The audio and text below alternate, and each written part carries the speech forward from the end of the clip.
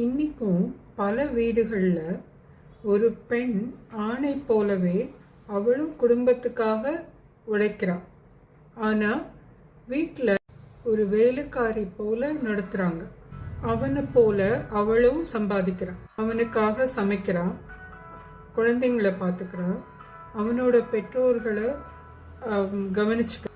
ஆனால் இன்னும் எந்த ஒரு முடிவு எடுக்கணும்னாலும் அவனோட அனுமதி கேட்டுதான் அவ செய்யணும். நவீன காலத்து பெண்கள் இரட்டை அல்லது மும்மடங்கு பொறுப்புகளை ஏத்துக்கிறாங்க. ஆனாலும் ஆணாதிக்கம் நிலைச்சிருக்கு இன்னும். ஏன்னா வீட்டில் செய்யற வேலை கடமை அப்படின்னு சொல்லி அது இயல்பாக்கி வச்சிருக்கிறாங்க. அதுல என்ன பெருசா இருக்கு அப்படின்னு சொல்லி ஆக்கி வச்சிருக்காங்க. முன்காலத்துல வேலை பிரிவு தெளிவா இருந்தது. அவன் வெளியில வேலை செஞ்சான், இவ வீட்டுக்குள்ள வேலை செஞ்சான். இன்னைக்கு பெண்கள் வெளியிலயும் வேலை செய்யறாங்க, வீட்லயும் வேலை செய்யறாங்க. சமமான பங்களிப்பு இருக்கு. ஆனா அதிகாரம் சமமா இருக்கணும்ல.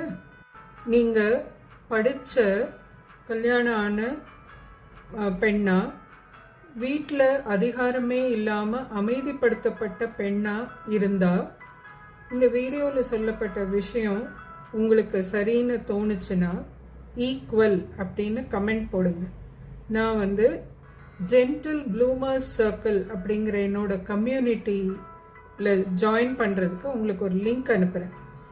அதில் நாம் பாதுகாப்பாக இந்த ஆணாதிக்கம் தொடர்பான சங்கடங்கள், கொடுமைகள், கஷ்டங்கள் எதுவாக இருந்தாலும் அதை பற்றி பொறுமையாக பேசி ஒரு தெளிவடைஞ்சு நீங்கள் தன்னம்பிக்கையோடு வளர்ந்து அழகாக மலர்ந்து இந்த உலகத்தில் நட்சத்திரம் போல ஒளிரதுக்கு நம்ம என்ன செய்யலாமோ எல்லாமே செய்யலாங்க.